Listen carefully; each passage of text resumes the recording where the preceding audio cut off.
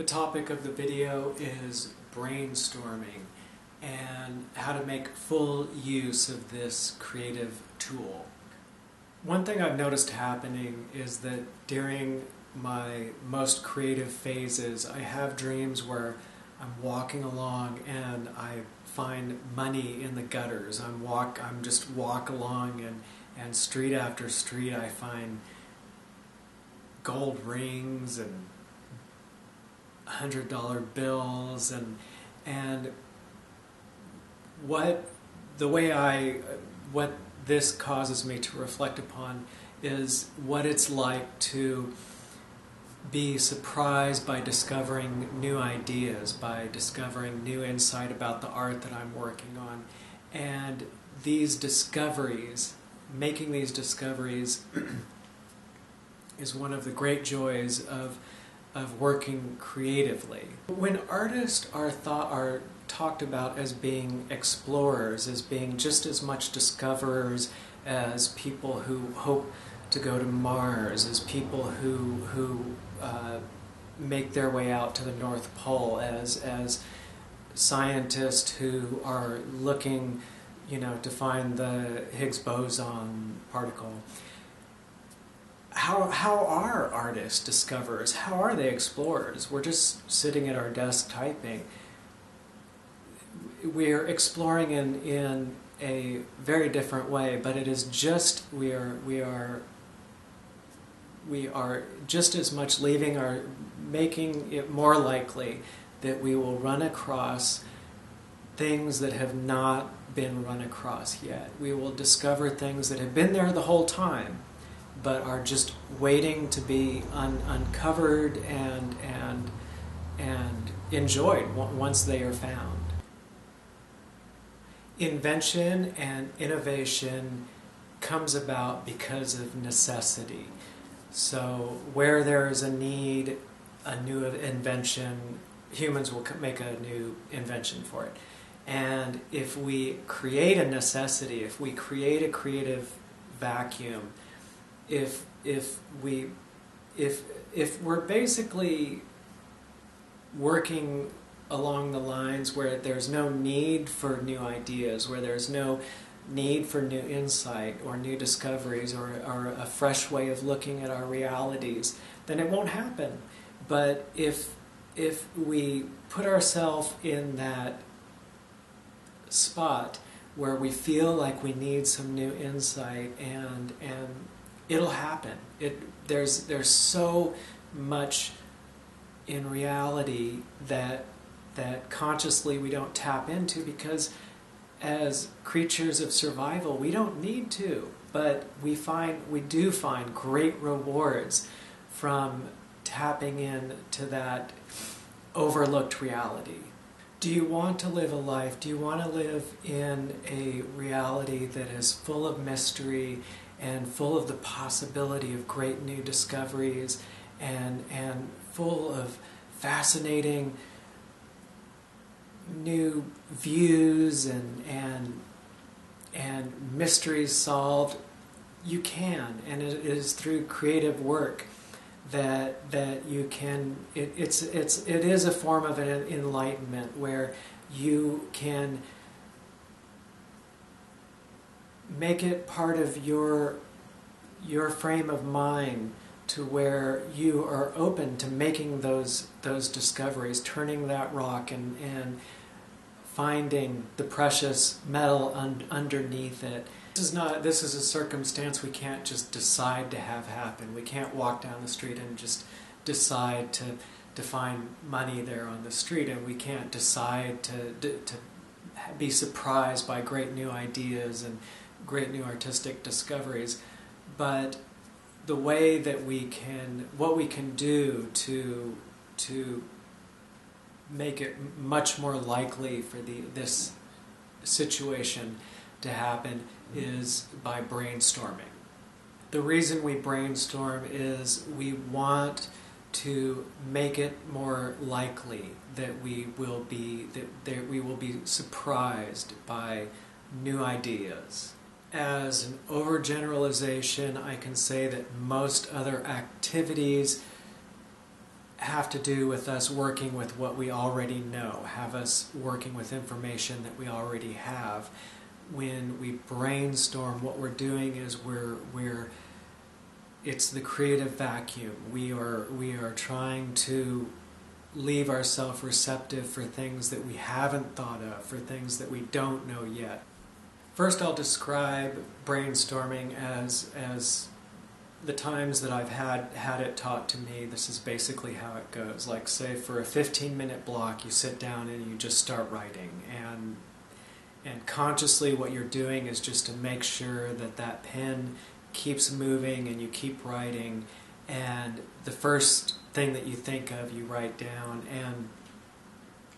and in this way we sort of override the critical thinker. The idea is that if you just write and write and write and write and write, eventually you'll have, at first you're writing the things that you're most likely to write, and you're thinking about the things that you're most likely to think about in a writerly sense.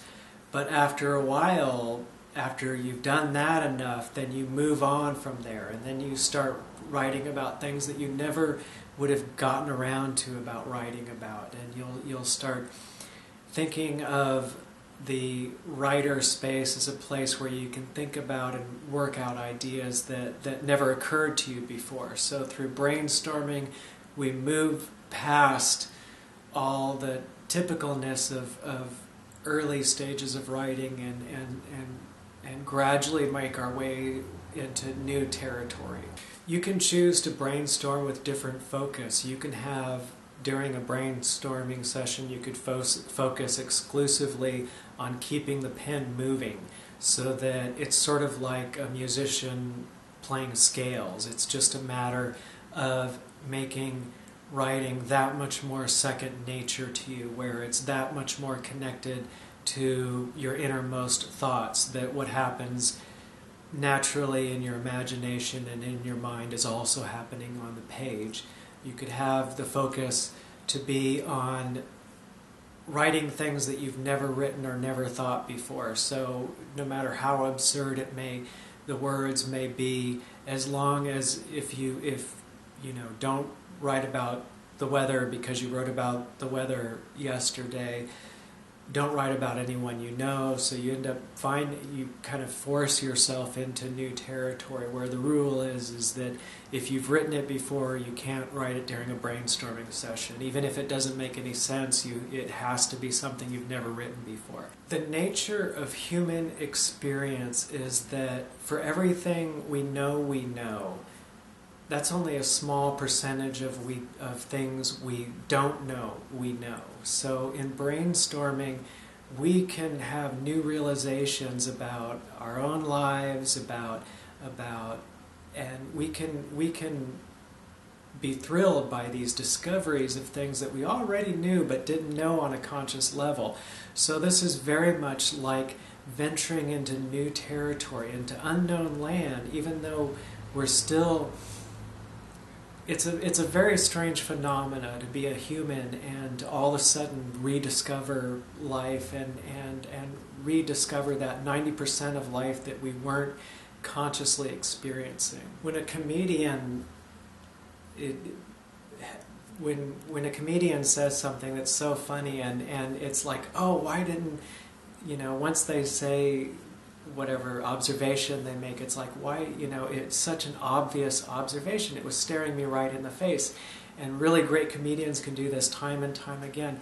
This is facing that 90% of reality that is staring us right in the face, but because we tend to think about things the same way most of the time, we don't make those observations consciously. And also in brainstorming, it's good to, as far as topics go, it's good to bounce around, to at one moment, like if you're brainstorming and you're writing about the topic of factories, and then in the next moment you're writing about the topic of mending a piece of clothing.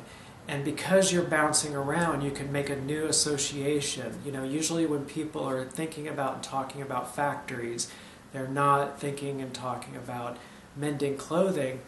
But if you make an associative jump, then you can think of machine, sewing machine, and there's a new invention by associating things that usually are not thought about at the same time. Brainstorming is great. It's a wonderful practice. It's a good way to warm up before you start writing. But what if you're already well into a story? What if you don't necessarily want to take the time to brainstorm because you have a story you really are interested in finishing? I want to talk about a new form of brainstorming. This is where, now, like what I'm doing right now on my story, I have 15 brainstorming subjects that when I'm warming up in the morning, I'll go through.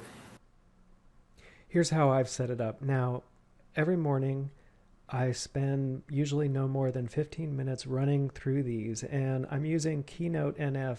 It works for Windows, and basically it's great at organizing a lot of text, and I've set up these different tabs, and each tab is a brainstorm topic, and the rules of the game are that I only brainstorm one new thing for each topic.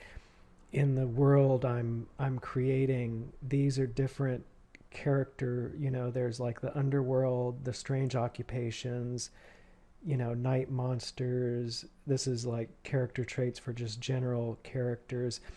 And basically, so if I think up a new underworld each day, it's like, okay, I need to imagine up a new thing that could be part of the underworld. Make it up right there and then, write it down in a line, go to the next one. Strange occupation. Try to make up a new strange occupation there and then. Brainstorming, go to the next one. Evolve people, make one up. Night monster, make one up. Character traits. There's reality-based character traits, and then there's kind of fantastical character traits. Make one up. And I do this each morning, and half the time I'm writing down things that I know I probably won't use.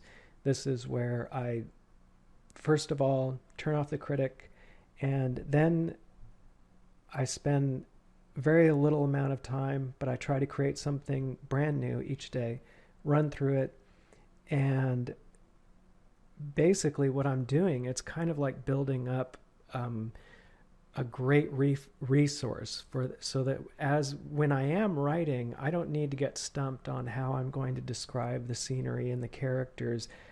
All of a sudden I have this great resource that is tailored to the story I'm trying to create.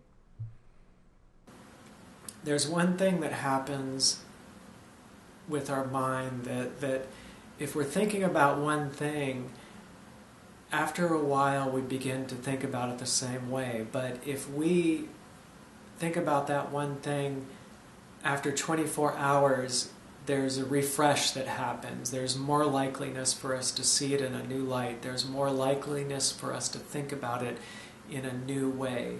So let's say that there's a room in the story that I'm working on, and I'd really like to make sure that what is in that room really gives a sense of the personality of the people that live there, really gives a feeling for the mood of the story, and instead of trying to decorate that room in one sitting while I'm writing, I can make it a brainstorm topic.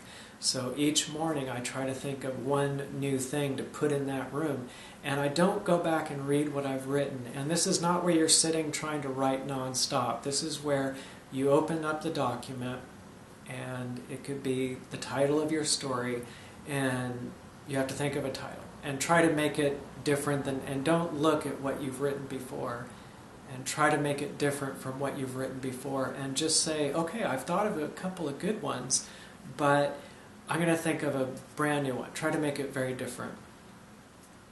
And so if the story that you're working on, in this way you can have a concentrated effect where all of a sudden areas of your story that you'd like to have particular strength you can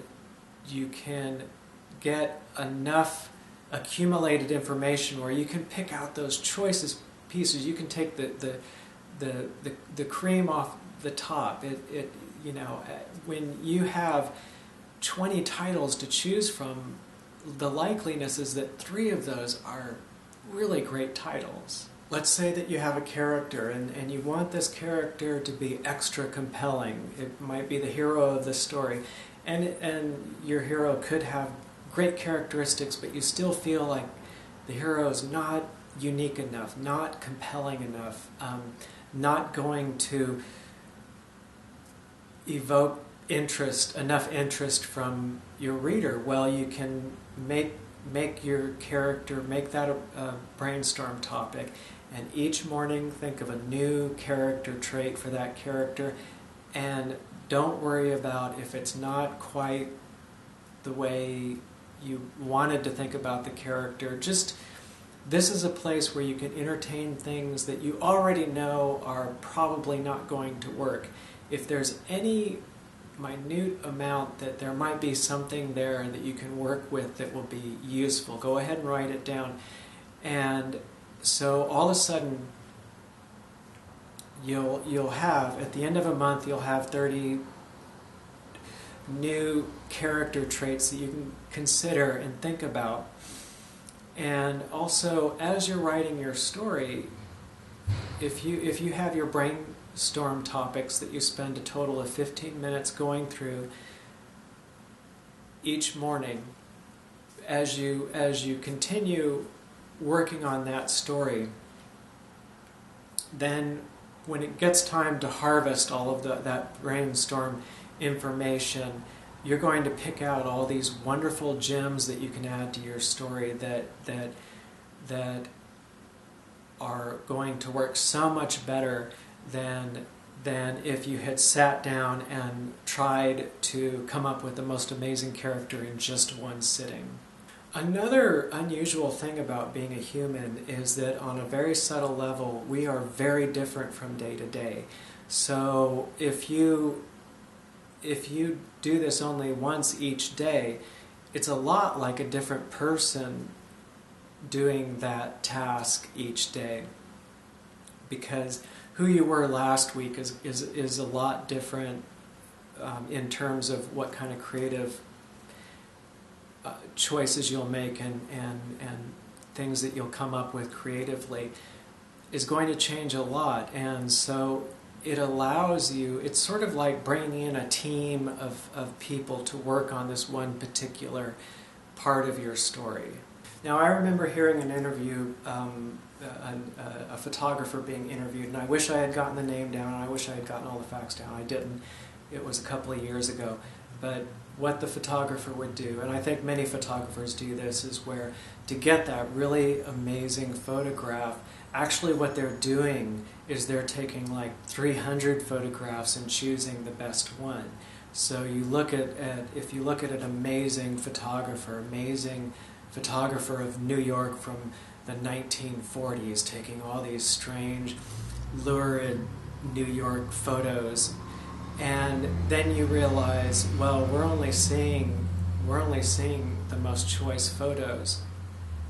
The strategy is to first build up, and then take down. This is also a great way to take the pressure off. If there's one part of your plot that you just, the character's got to some way make it across that cliff in a convincing way, in one sitting, you can't think of the way. But if you go ahead and put it, that's one of the brainstorm topics. So you create a text document, make it over the cliff, and each morning, even if you know you're not going to use that one idea, the rule is that you have to brainstorm one new idea for that topic each morning and move on. Then you can go on to do your writing or whatever you need to do. And it takes a lot of the pressure off, because you're not trying to solve the problem there and then. You're just accumulating. You're building up. Ask yourself, how often do I enter the creative vacuum? Now, most of the time, if we're working creatively, we instinctively avoid the creative vacuum. We don't want to find ourselves in a place where we can't work out what is going to happen in the story. We become unhappy when we have a character that seems two-dimensional, and we're however we try to personify that character, it just doesn't seem convincing. We want to avoid that situation. But these are the situations we should spend as much time in as we can. Realize that the creative vacuum is one of the most powerful places you can be creatively. This is creating that necessity. Invention comes out of necessity. This is, if you want to see your subconscious kick into gear and really work for you and be the supercomputer that it is, create an atmosphere of necessity. And your personal supercomputer, your subconscious, will shoot off fireworks, will amaze you with its computive ability. In the next few days, it will do all its unconscious work and return to you all these great new options and ideas that were not there for you before. I think there are artists that discover early on that creative vacuum can feel good, can be a good place to be, because they have an understanding that this is where some of the best work can be done. And then there are artists that avoid the creative vacuum like the plague. And by realizing now a creative vacuum can feel really unpleasant if you're not fully realizing its potential, but learn to enjoy a creative vacuum. Are sewing machines an absolute necessity? Was the human race going to die out if we didn't invent sewing machines? Probably not. But someone created that creative vacuum for themselves. They felt the necessity for something like that, and that's why that invention came about.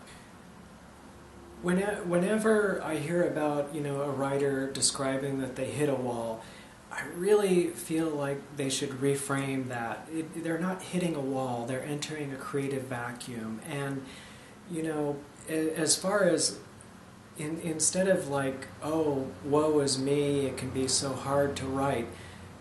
The thing is creative vacuums can be incredibly enjoyable. It's very similar to the reason people enjoy playing games. Think of writing as just like playing a game. When you want to work out a puzzle, you don't sit down and like, oh, woe is me, it's a problem, I'm really bummed out about it.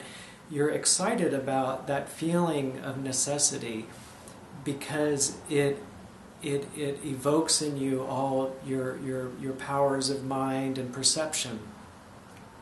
And that supposed writer's wall is the same thing. It isn't a wall, it's a creative vacuum. It does not have to be painful. It can be a place of great enjoyment where you're not suffering at all, because it's the same as playing a game. You don't need to solve it immediately. In fact, the longer that you spend not solving it, the more you can enjoy coming up with even more and more and more good solutions to that imagined up problem. Forget about coming up with great new ideas immediately. It doesn't happen that way. When a crab fisherman goes through the bay dropping down those crab traps, does that fisherman immediately like, I've got to get a crab right now? No, they put the traps down, they go back, and it isn't until the next day that they check the traps to see if anything's gotten caught in it. As far as spot brainstorming or brainstorming one new idea a day for a chosen topic, just try it with one part of your story. I imagine that I have a room full of people answering phones behind me. I make these videos, I do as much as I can to provide quality content for free, and I do not ask for money in exchange. All I ask is that if you want to encourage me to make more of these, go to solomation.com and watch the web series I'm posting for free on that website. And when I see the stats go up, the amount of views for this fictional illustrated